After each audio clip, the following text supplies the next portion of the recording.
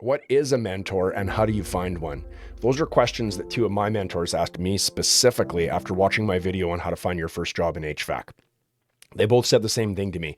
They said, Ryan, you might think that this is like a trades thing that you want to teach to people, but in 2026, so few people know what those things are anymore. This is something everybody needs. Talk about a lot of pressure. I'm not going to pretend to be an expert in mentorship and tell you exactly how to define it or what it needs to look like.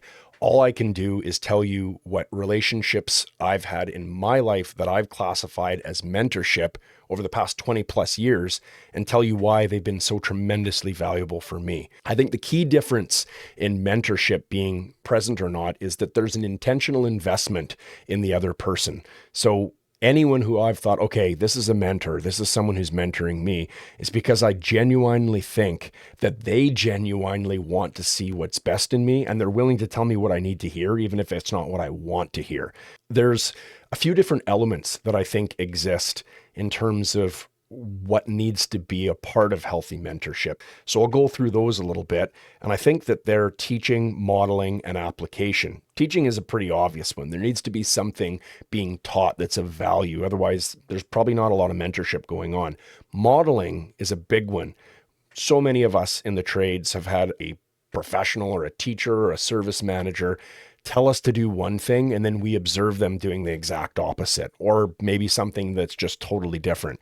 That's a very, very difficult way to be mentored by someone because we're hearing one thing and then we're seeing something entirely different. So this is our journeyman. This is the person who's training us and who ultimately is at the place we want to get to, or they've gone down the path that we want to go down. They're telling us the right thing, but we're seeing something totally different. It makes it very difficult to know what to follow. So modeling the behavior that we're teaching is very, very important.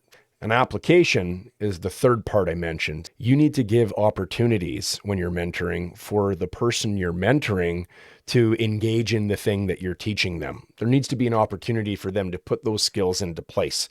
The studies and data that have come out on the difference between one learner to the next, and they're now learning that the majority of us actually do learn, or all of us for that matter, by engaging and doing what it is that we've learned. So experiencing it and then possibly even teaching it ourselves. Application is a big part. Good mentorship has an opportunity for those things that have been taught and modeled to be put into place so the mentor can observe and analyze and provide feedback. So again, teaching, we need to show what needs to be known. Modeling, we need to teach from a place of authenticity, not hypocrisy. And application, we need to provide opportunity for that which is taught to be put into action. So if you're hearing how I'm saying this, it sounds like there's a lot more responsibility on the part of the mentor, and that's true. The person being mentored kind of needs to be willing, and that's about it. So the mentor needs to do most of the work. Why am I emphasizing this right now? We say all the time, young people need to go out and find a mentor. You need to get a mentor. You need to...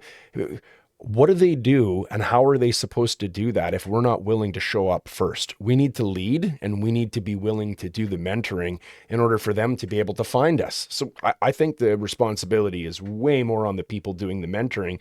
That's what I'm charging you with and challenging you to think about doing right now. If you have the ability to do it and you're not, then find someone you can pour into, and that's how we're gonna change the tide of this thing. Relationship needs to exist. I mentioned that a little bit, but I want to talk about it again.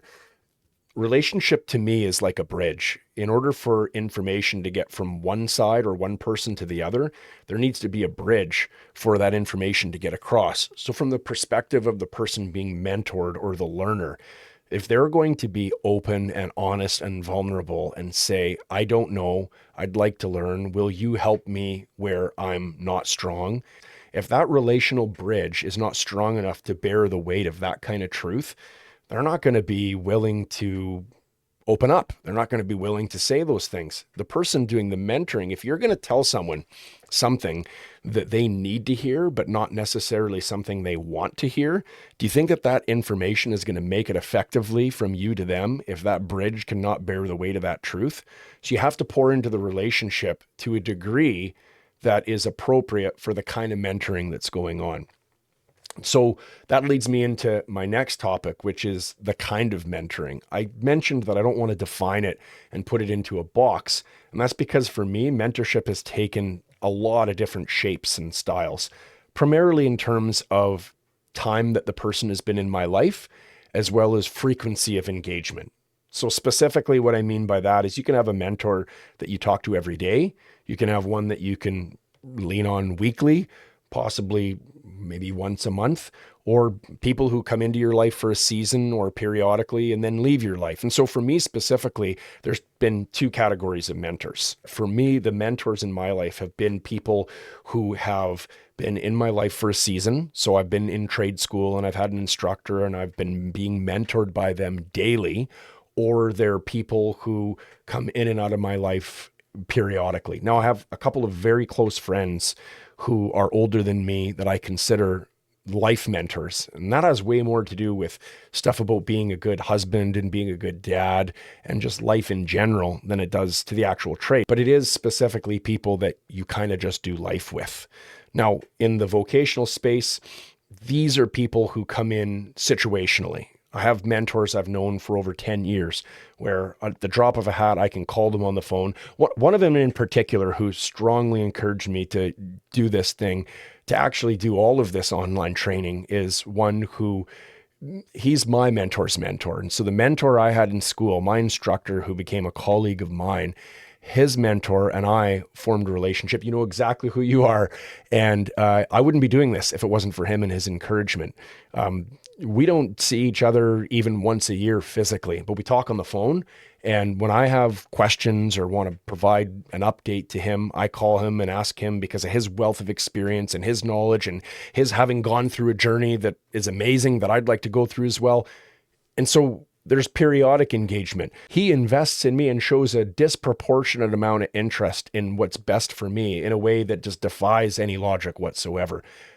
I pray that every one of you has a person like that, at least one in your life at some point, because there is no price tag on the value of a person like that. And for those of you who don't have someone like that, well, guess what? That probably means that you're supposed to become that person. They don't exist if people don't become them. Anyways, I'll get away from that before we get too emotional. So you can have seasonal mentors, you can have situational mentors, you can have regular mentors. The point is this: if you're clear with your goals and what you're trying to achieve, there are so many people out there who are willing to invest in you, and there are people you need to invest in.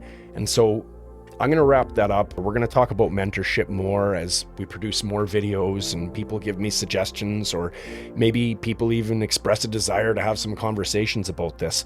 But ultimately, this is how I define mentorship. It's not about a thing you do, it's about how you do the things that you do. So you can be learning in school with an instructor, and that can be mentorship because of the nature of how you trust the person to pour into you and how they're willing to do that. You can have mentorship in your job from anyone. It doesn't necessarily even need to be your superior, especially if it's life advice. Anyone can mentor anybody if they have a place they've gone to that the other person has not gone to before, or a journey they've taken that the other person has not gone on. That's kind of another way of defining it, I think, at least how it's been for me. So it's not what we do, mentorship, it's how we do the things that we do. That's how I would define it. Obviously, it's a huge topic. That's just kind of what it's been for me. Hopefully that's somewhat clear and there's some value you can take from that. Let me know in the comments what you'd like to hear further about this or what you'd like to discuss more, and we can continue the conversation from that point. So thanks very much for watching. We'll talk to you soon. Bye for now.